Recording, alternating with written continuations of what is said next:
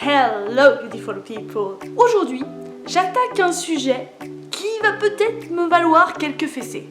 Mais j'adore les fessées. Et encore plus celles qui sont argumentées. Sexualité et transidentité. Après avoir fouillé internet et discuté avec des personnes transgenres, je me sens d'attaque à faire un petit point. Premièrement, la transidentité, c'est-à-dire quand le genre assigné à la naissance, en se basant sur ce que tu as entre les cuisses, ne correspond pas au genre auquel la personne s'identifie. Je mettrai quelques liens en barre d'infos. On s'imagine que la transidentité, c'est nouveau, alors que ça existe depuis toujours. La seule différence entre hier et aujourd'hui, c'est les réseaux sociaux et une certaine liberté de parole par rapport à avant. Il faut savoir que la transidentité se vit de plein de manières différentes. Une personne transgenre n'est pas forcément un travesti, comme pensent beaucoup de gens. Et surtout, tous ne choisissent pas de se faire opérer. Le problème de notre société, et je dirais que c'est le cas pour beaucoup de choses en ce qui concerne la sexualité, c'est qu'à la seconde où on sort du schéma dit classique, on se heurte à des préjugés, des tabous, les peurs aussi, n'est-ce pas messieurs? Oh, really? Shut up. The only problem is, I try to stick my hand down her pants. She pulls my hands away and says she's embarrassed. Uh-oh. Maybe she has an abnormally large bush. Yeah, or maybe she's got a yeast infection. Ugh, come on. Maybe she's got a dick. Huh? What, crying game? Boys don't cry? That's based on true stories, boys. No. Yeah. C'est important de réaliser que la transidentité, ce n'est pas une passade, un caprice, c'est beaucoup plus profond que ça. La transidentité, c'est vu comme un vice, alors que ce n'est pas ça du tout. On parle de quelque chose d'extrêmement intime. Il s'agit de ce que tu es au fond de toi. Comme vous avez été nombreux à aimer ma vidéo en mode témoignage, j'ai décidé de retenter l'expérience avec quelques questions et les réponses de mon invité. Des acclamations, des pouces bleus à Mado Pitou qui a gentiment accepté de m'aider pour cette vidéo. Ces réponses seront bien évidemment assorties de mes commentaires, comme d'habitude. Première question, de quelle orientation sexuelle es-tu? Mado Pitou, à toi. Alors moi je suis pansexuel, c'est-à-dire que je suis attiré par quelqu'un indépendamment de son genre ou de son sexe. J'ai déjà couché avec des cis, avec des trans, hommes, femmes. C'est pas ce que je vais regarder en premier. Moi ce que je vais chercher, ça va être le sentiment de confiance, le sentiment que je peux avoir avec la personne en fait. C'est ça qui va m'importer le plus dans ma recherche entre guillemets de partenaire. C'est difficile de faire des commentaires sur des phrases qui sont si bien construites et qui expliquent mieux que je ne le ferais moi-même. Question numéro 2. Comment tu fais l'amour?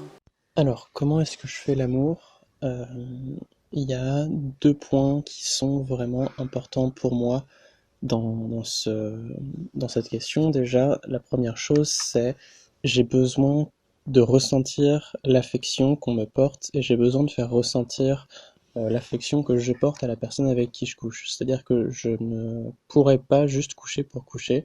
Pour moi, faire l'amour, c'est vraiment un échange de sentiments avant un acte physique, en fait.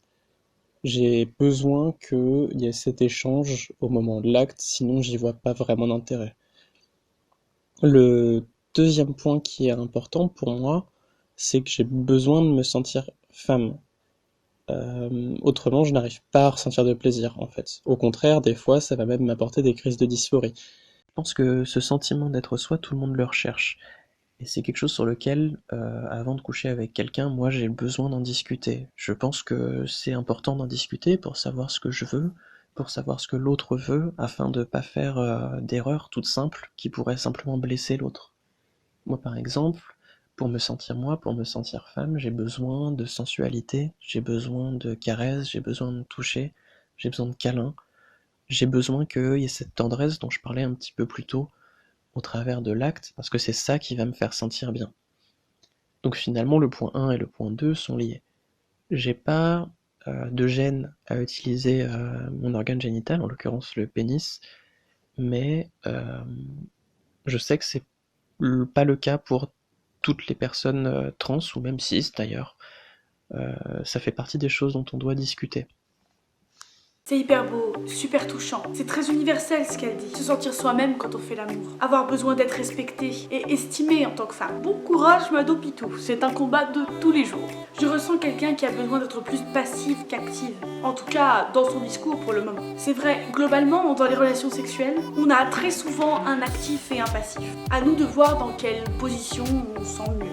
Question numéro 3. Est-ce que tu as du mal à trouver des partenaires sexuels, ma petite Mado ? Est-ce que j'ai du mal à trouver des partenaires sexuels? Oui et non.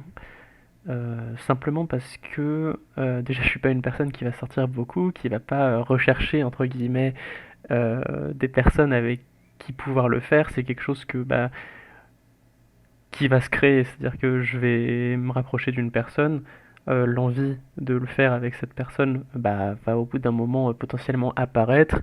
Si l'occasion se présente dans un moment entre nous deux, tant mieux, ça se fait, sinon tant pis. Mais est-ce que ça m'a posé spécifiquement un problème dans ma recherche? Non, honnêtement non, j'ai pas eu ce problème-là. Maintenant, je sais que j'aurais du mal personnellement à coucher avec quelqu'un de gay parce que j'ai pas envie de me dire que la personne me voit en tant qu'homme et avec mon corps homme. Je sais que ça pose pas forcément de problème dans les relations sexuelles, en tout cas pour certains trans. Moi, je sais que ça me poserait problème. Donc ça limite entre guillemets le champ de recherche, si on peut dire ça comme ça, mais ça m'a pas encore posé problème. Je me suis pas confronté à ça de façon régulière. Oh bah non, ma douce, il faut que tu sortes, que tu te lances dans la jungle des soirées, des sorties, des déboires qu'on a toutes vécues. Chaque chose en son temps. Tu as ton rythme, chacun a son rythme. Et c'est ça qui est bon. Dernière question, est-ce qu'ils n'ont pas trop de mal à te comprendre? Est-ce qu'ils n'ont pas trop de mal à nous comprendre? Alors faut savoir qu'il y a quand même beaucoup de personnes qui nous acceptent avant que je commence à rentrer dans le vif du sujet. Mais du coup, effectivement, on a beaucoup de personnes qui ne comprennent pas, qui ne veulent pas comprendre, ou accepter, tout simplement. Et même à l'interne de la communauté LGBT, c'est-à-dire qu'on a des gays transphobes, on a des lesbiennes transphobes, qui ne comprennent pas, qui ne veulent pas comprendre, pour la plupart d'ailleurs, qui pour eux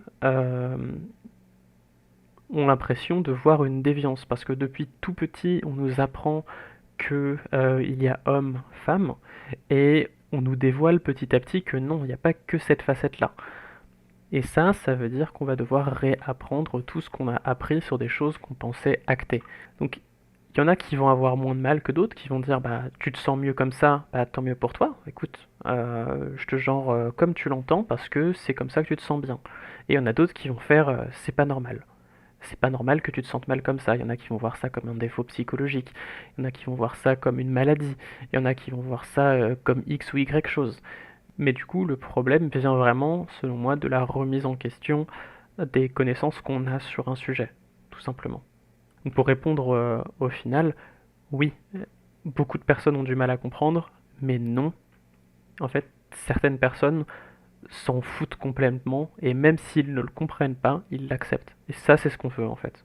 Nous, ce qu'on cherche, c'est être accepté comme on est. On cherche pas à ce que les personnes comprennent, on cherche pas à ce que les personnes se mettent à notre place. On cherche simplement à vivre comme nous, on l'entend.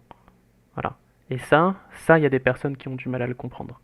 C'est quand même incroyable. J'ai du mal à comprendre que dans une communauté aussi ouverte d'esprit, il y ait encore des refus d'accepter la différence. La différence, c'est ce qui fait de nous des gens uniques. Les gens ont peur de ce qui ne leur ressemble pas. Ils ont peur d'être eux-mêmes, de s'assumer, d'être fiers de ce qu'ils sont. Alors ils sont durs avec les autres et les jalousent. Vont même jusqu'à être méchants. Alors à tous ceux qui veulent vivre dans le noir et qui laissent leur peur les freiner. Laissez les autres vivre leur vie, être des rayons de soleil par leur bonheur. Parce qu'au final, ça va paraître très philosophique. Mais qui suis-je? Est-ce que je suis ce que vous voyez? Ce que j'ai fait? Ce que j'aime? Ce que j'ai perdu?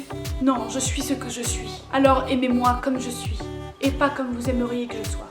On parle de transgenre, de transidentité, mais on ne parle pas assez des hommes, des femmes, mais surtout de toutes les personnes en dehors de cette binarité. Alors, soyons nous, soyons uniques, soyons différents. Si tu as aimé ma vidéo, lâche un petit pouce bleu et abonne-toi. À bientôt sur ma chaîne.